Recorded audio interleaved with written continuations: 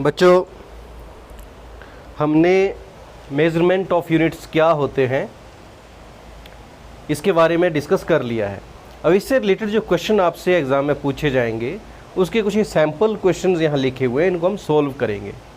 और इस तरह की आप ज़्यादा प्रैक्टिस करेंगे तो ये जो क्वेश्चंस हैं इनको सॉल्व करने की स्किल आप में डेवलप हो जाएगी। सबसे पहले तो आपको यूनिट्स जो है वो मेमोराइज़ कर लेने हैं कि किस क्वांटिटी को मेज़र करने के लिए हम कौन कौन सी यूनिट्स का यूज़ करते हैं। सबसे छोटी यूनिट्स जो है वो किस तरह से मेज़र होती है, डेसी, सेंटी, मिली, और जब हम यूनिट्स को बढ़ाते हैं, ज़्यादा क्वांटिटी को मेज़र करते हैं तो डेका, हेक्टो, किलो किस तरह से यूज़ होते हैं, ये हमने चर्चा इसके बारे में कर ली है। अब ये जो क्वेश्चन है आपको कन्वर्जन के आते हैं कि आपको एक यूनिट दी है 107 सेंटीमीटर, इसको कन्वर्ट करना है आपने मीटर में। तो ये तभी संभव होगा जब आपको ये रिलेशंस जो हैं वो क्लियर होंगे। आपको अगर पता है कि 1 मीटर में होते हैं 100 सेंटीमीटर, और एक और बात हमने सीखी थी कि जहाँ सेंटी होगा, सेंटी का मतलब होता है 1/100। दोनों तरफ मीटर है, यहाँ भी मीटर है, यहाँ भी मीटर है, तो सेंटी से हम मल्टीप्लाई कर देंगे। सेंटी का मतलब है 1/100। तो जब मैं इसके नीचे 1/100 लिखूँगा, 107 डिवाइड बाई 100, तो ये फ्रैक्शन को हम डेसिमल में लिख सकते हैं। डिवाइड में जितनी जीरो है उतनी जीरो के आगे डेसिमल लग जाएगा। इसका मतलब है ये है 1.07 मीटर। इसी तरह से अगला है 1 किलोमीटर को हमने लिखना है मिलीमीटर में। तो मिलीमीटर लेंथ की छोटी इकाई है, तो किलोमीटर जो है, किलो का मतलब होता है 1000 3 zeros। तो हम इसको इस तरह से ब्रेक करते चलेंगे आगे को। 1 किलो का मतलब है 1 किलोमीटर को हम लिख सकते हैं 1000 मीटर। अब हमें पता है कि 1 मीटर में होते हैं 100 सेंटीमीटर। अब 1 मीटर जहाँ भी ये यूनिट होती है इसका मतलब है 1 मल्टीप्लाइड है ये, क्योंकि 1000 मल्टीप्लाई 1000 ही रहेगा। तो मीटर की जगह मैं क्या लिख दूंगा, 100 सेंटीमीटर। इसका मतलब है ये बन गया अब 1000 मल्टीप्लाई 100, अब बन गया ये सेंटीमीटर में सारा। लेकिन मुझे पूछा क्या है, मिलीमीटर में। अब 1 सेंटीमीटर में कितने मिलीमीटर होते हैं, 1 centimetre is equal to 10 millimetre. तो अब 1 सेंटीमीटर की जगह हम क्या कर देंगे, अगले स्टेप में कर देते हैं इसको 1000 मल्टीप्लाई 100 मल्टीप्लाई, अब सेंटीमीटर की जगह क्या लिख दूंगा मैं, 10 millimetre. 1 centimetre is equal to 10 millimetre. तो अब इसका आंसर क्या आया, 1 किलोमीटर में कितने मिलीमीटर होते हैं, 32516। तो 1 और 1 के आगे अब लगा दो आप 6 zeros। तो इतने मिलीमीटर होते हैं 1 किलोमीटर में। हो सकता है कई बार आंसर आपसे इस तरह से भी बता दिया हो कि 10 की पावर में लिखा है आंसर। तो 10 की पावर 2 है तो इसका मतलब है 100। 10 की पावर अगर 3 है इसका मतलब है 3 zeros। तो मतलब क्या है कि जितनी जीरोस होती हैं हम इसको उसकी उतनी पावर लिख सकते हैं। जैसे यहाँ पर 6 zeros हैं तो मैं 10 की पावर 6 लिख सकता हूँ इसको। तो आपको ये भी बात पता होनी चाहिए कि हम जितनी जीरोस हैं उसको इस तरह से लिख सकते हैं। 32516 जीरोस हैं जिसको मैं 10⁻6 मिलीमीटर इस तरह से लिख सकता हूँ।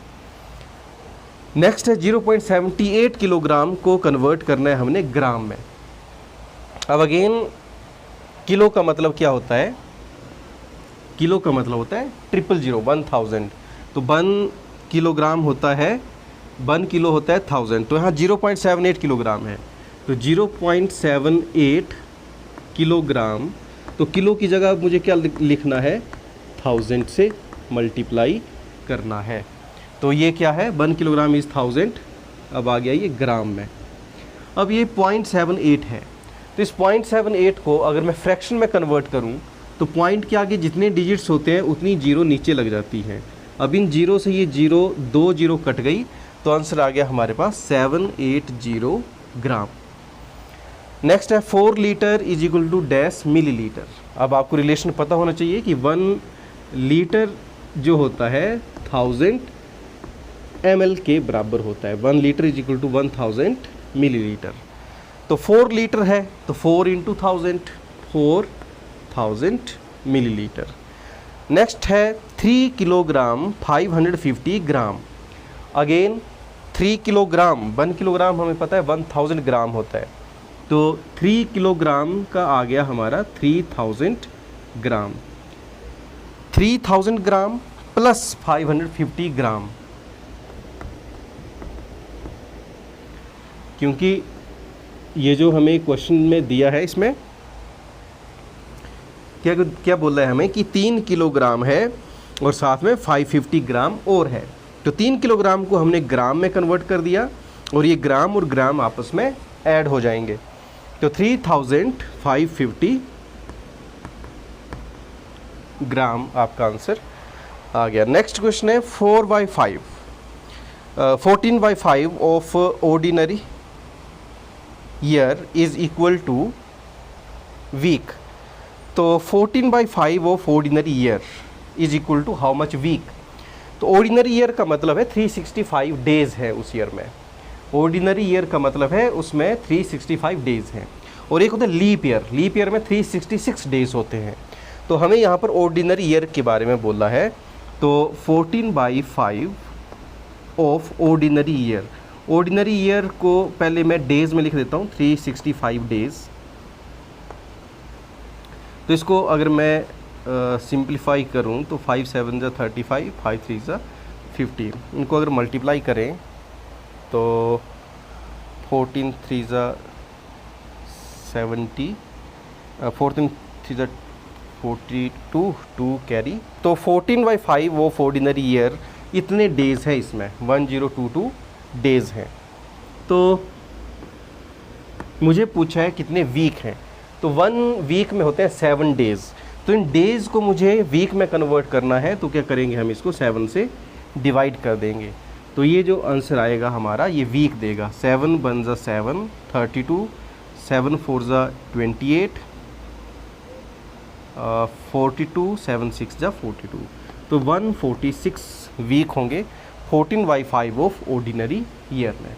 तो इस तरह से आपने क्वेश्चंस की प्रैक्टिस करनी है इस कन्वर्जन ऑफ यूनिट्स के जो क्वेश्चंस हैं उनको एक्यूरेसी के साथ सॉल्व करने के लिए। अभी के लिए इतना ही, ऐसे क्वेश्चंस और आपको मिलते रहेंगे। Thank you.